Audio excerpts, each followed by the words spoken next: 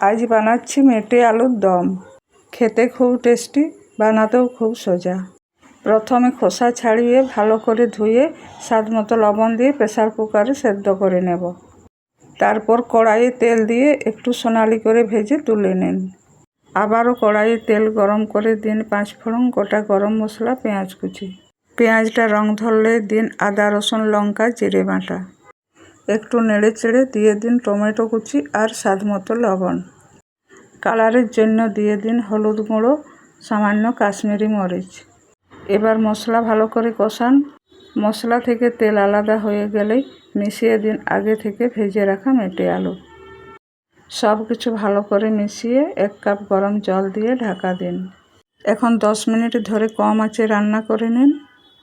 আলু সুন্দরভাবে নরম হয়ে গেলে উপরে একটু চিনি, গরম মশলা ছড়িয়ে দিন আর ধনেপাতা দিয়ে সাজিয়ে পরিবেশন করুন। তৈরি হয়ে গেল আমার মেটে আলুর দম।